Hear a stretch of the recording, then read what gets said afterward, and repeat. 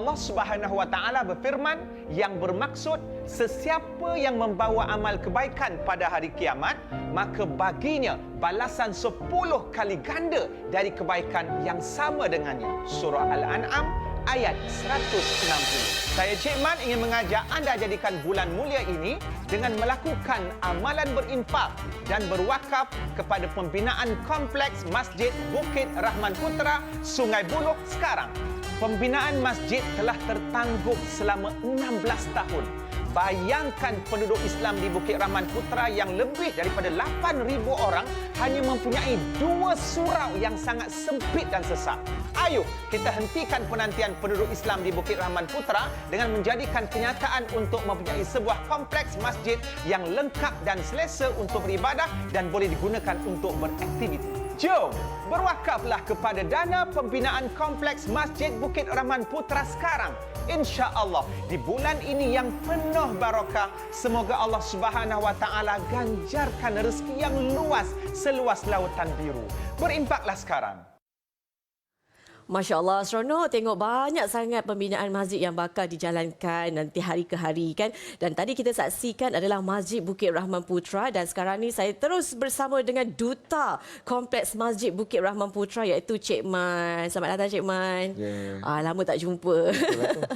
Alhamdulillah. Okey, baik, kita nak cerita tentang ialah Masjid Bukit Rahman Putra. Lepas tu nak cerita juga dah kita ni sekarang dalam bulan Muharram. 1 Muharram 1444 Hijrah ialah yang baru ni. Dan kita nak cerita tentang Muharram, bulan yang penuh dengan kemuliaan. Cik Man kongsikan bersama dengan penonton sempena bulan yang penuh keberkatan ni, apa sebenarnya benda yang perlu kita tahu, kelebihan tentang kemuliaan bulan Muharram ni. Terima kasih Azidah. Assalamualaikum. Jadi bila kita sebut tentang Muharram ni, kita akan sinonimkan dengan awal Muharram, iaitu ia merupakan bulan yang pertama dalam kalender hijrah lah. Jadi dekat situ orang pun sibuk dah nak berhijrah dengan azam barunya, azam bertangguh daripada tahun lepas itu semua kan. Yang keduanya, bulan Muharram ini antara bulan yang disebut dalam hadis di mana Nabi menyebut bulan itu ada 12 yang dia belega dalam setahun, dan di antara 12 bulan itu ada 4 bulan yang kita sebut Ashhurul Hurum, iaitu bulan-bulan haram. Haram ni bukan haram minum, haram makan, tak. Maknanya bulan yang diberikan kemuliaan, pada bulan itu dianjurkan supaya tidak mencari musuh, supaya tidak berperang dan tidak bertelagah. Antaranya bulan Muharram lah, selain daripada bulan Zulkaidah, Zulhijjah dan Rejab. Itu yang antara salah satu kemuliaan. Kemudian seterusnya dalam bab apa yang dilakukan pada bulan Muharram itu, dari segi solat lah, solat selepas solat fardu ialah solat tahajud, kemudian puasa yang paling afdal selepas puasa Ramadan, sebagaimana yang disebut dalam hadis adalah puasa 10 Muharram. Nanti kita akan ketengahkan tentang apakah puasa yang boleh dibuat pada 10 Muharram. So ini antara perkara-perkara yang menunjukkan kemuliaan dan juga keistimewaan bulan Muharram. InsyaAllah. Jadi itu antara juga amalan-amalan sunnah yang boleh kita lakukan ya Cik Man.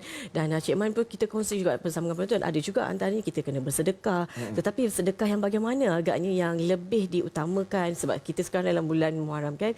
Jadi Cik Man boleh kongsikan bersama dengan penonton agaknya bagaimana ataupun apakah bentuk sedekah yang mendapat keberkatan lebih-lebih lagi di bulan Muharram?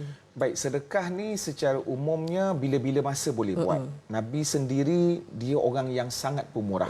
Dan pada bulan Ramadan sebagaimana diriwayatkan dalam satu hadis, dia lebih jadi pemurah. So kita kena ikut sunnah itulah.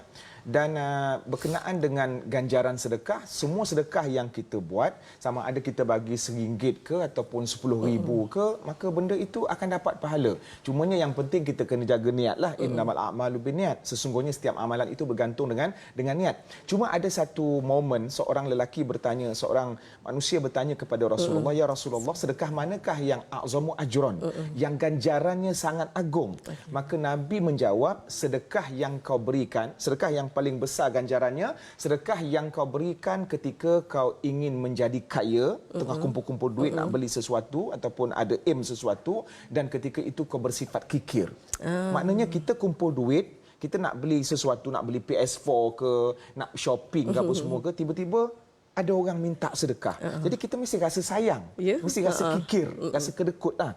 tapi kita sudi juga untuk bersedekah. Maka ini yang paling besar ganjaran. Berbeza dengan sedekah dalam keadaan yang tak ada apa lah nak buat dengan duit ni, rasa nak bakar lah rasa kan. So orang minta pun kita tak ada masalah.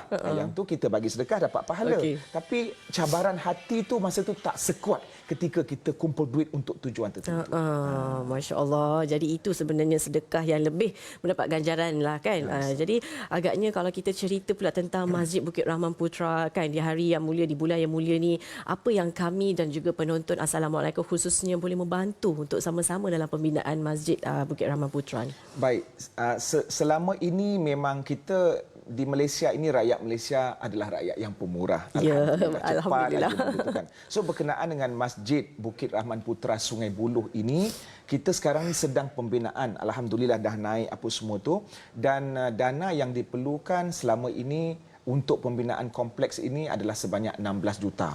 Dan daripada sikit-sikit, Alhamdulillah sekarang ini sudah mencapai 12 juta lebih.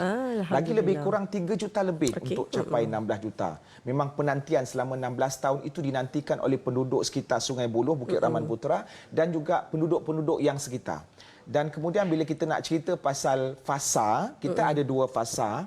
Yang pertama, fasa untuk menyiapkan sebuah dewan solat, dewan besar yang boleh menampung lebih kurang 2,200 jemaah. Kemudian dengan kelengkapan penting yang lain, infrastruktur yang lain seperti pencawang TNB, kemudian tempat wuduk, tempat parking kereta lah, benda-benda yang asas. Kemudian fasa yang kedua, fasa di mana kita membina bangunan tambahan seperti pejabat-pejabat untuk pegawai-pegawai masjid. Kemudian ada juga rumah tumpangan, Azidah. Jadi masjid ni dia mesra rakyat, mesra masyarakat. Mana-mana yang bermusafir daripada Kedah mari ke, daripada Kelantan macam kan. R&R lah sikit R&R.